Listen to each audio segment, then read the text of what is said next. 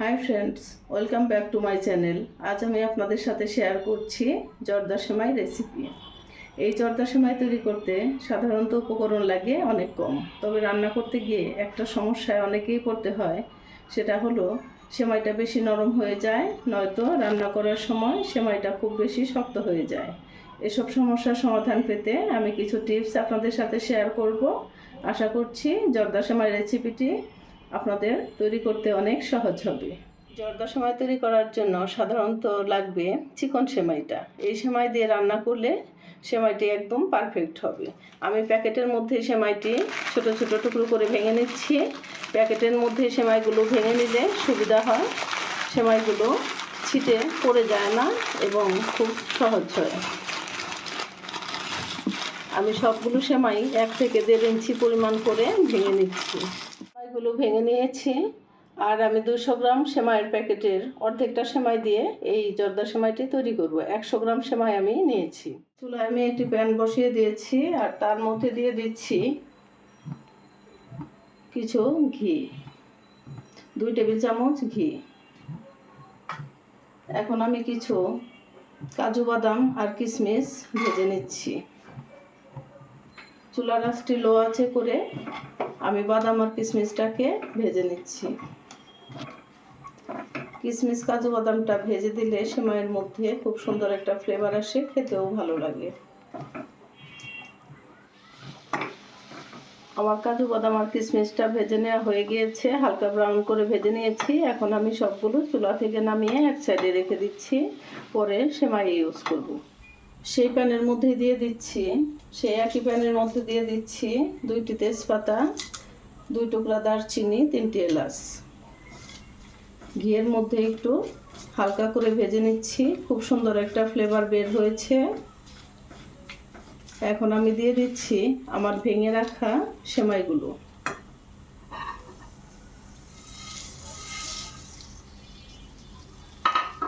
চুলার আঁচটি লো আঁচে করে অনবরত নেড়ে চেড়ে সেমাইগুলো ভেজে নিতে হবে ঘিয়ের মধ্যে। চুলার আঁচটি লো আঁচে করে আমি সেমাইগুলো ভেজে নিয়েছি, তা না হলে সেমাইগুলো পুড়ে যেত। চুলার আঁচটি বাড়িয়ে সেমাইগুলো ভাজা যাবে না। আমার সেমাইগুলো ভাজা হয়ে গিয়েছে এবং অনেকটাই ভাজা হওয়ার পর কমে এসেছে। এখন দিয়ে দিচ্ছি হাফ কাপ চিনি। এটি আপনাদের টেস্ট অনুযায়ী যে যেমন মিষ্টি খেতে চান সেরকম মিষ্টি দিবেন, বাড়িয়ে বা কমিয়ে মিষ্টিটা দিতে পারেন। এখন চিনির সাথে আমি সেমাইটাকে ভালো করে আর একটু ভেজে নিচ্ছি। চিনিটা যখন গলে যাবে তখন বাকি উপকরণগুলো অ্যাড করব।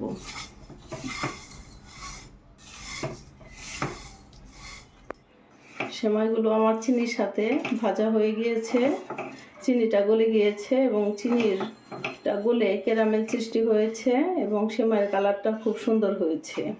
এভাবে চুলার আঁচটি কমিয়ে যদি চিনিটা ভালো করে গলে যাওয়া পর্যন্ত সেমাইগুলো ভাজতে থাকেন, তাহলে চিনিটা গলে ক্যারামেল হবে এবং সেমাইটা খুব সুন্দর একটা কালার চলে আসবে।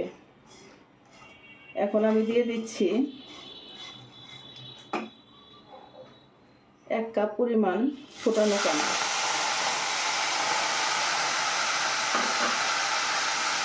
পানির সাথে সেমাইটাকে একটু ভালো করে নেড়ে ছেড়ে দিচ্ছি।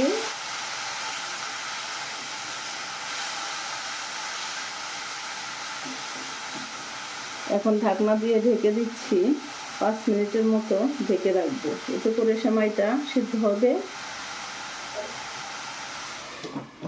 5 মিনিট পর আমি ফিরে এসেছি। আমার সেমাইগুলো অনেকটাই সিদ্ধ হয়ে গিয়েছে। এখন আমি দিয়ে দিচ্ছি আমার ভেজে রাখা বাদামগুলো।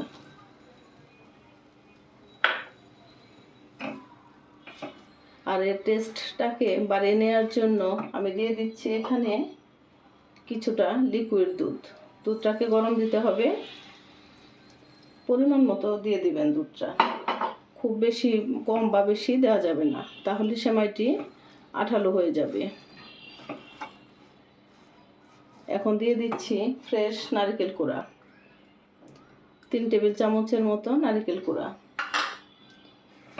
দুধ নারকেল সব কিছু সেমাইয়ের সাথে ভালো করে একটু মিশিয়ে নিচ্ছি।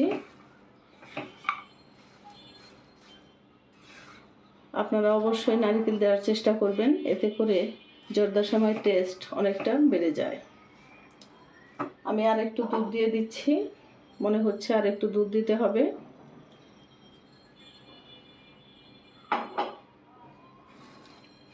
এখন আমি এটাকে 5 মিনিটের মতো একটু রান্না করে নেব। ঢেকে দিব 5 মিনিটের জন্য। চুলার আঁচটি মিডিয়াম টু লো আছে করে দিয়ে দিব। আমার সেমাইগুলো খুব সুন্দর সিদ্ধ হয়েছে আর ঝরঝরেও হয়েছে। এখন আমি দিয়ে দিচ্ছি 2 টেবিল চামচ ঘি। নামানোর আগে ঘিটা দিলে এর ফ্লেভারটা খুব সুন্দর আসে, খেতে অনেক মজা হয়। ঘিটা একটু আমি সেমাইয়ের সাথে মিশিয়ে নিচ্ছি।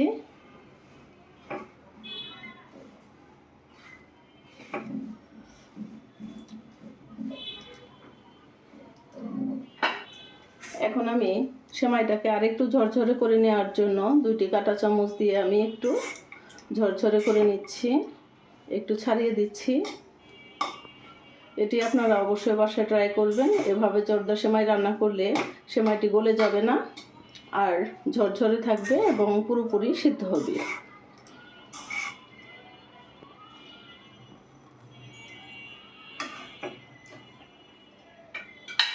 আমার সেমাইটি হয়ে গিয়েছে, এখন আমি আপনাদের সার্ভ করে দেখাচ্ছি।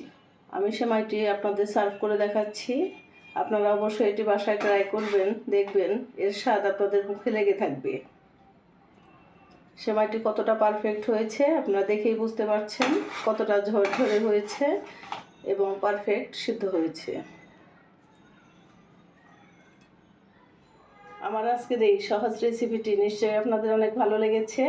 তাহলে একটা লাইক দিবেন আর কমেন্টস করে জানাবেন কেমন লাগলো। আমার চ্যানেলটি এখনও সাবস্ক্রাইব করে না থাকলে প্লিজ সাবস্ক্রাইব করার অনুরোধ রইল। আপনাদের আগামীতে আরও নতুন নতুন মজার মজার ভিডিও আমি আপনাদের সাথে শেয়ার করব। আশা করছি সেটি আপনাদের অনেক উপকারে লাগবে। এতক্ষণ আমার সাথে থাকার জন্য আপনাদের অসংখ্য ধন্যবাদ।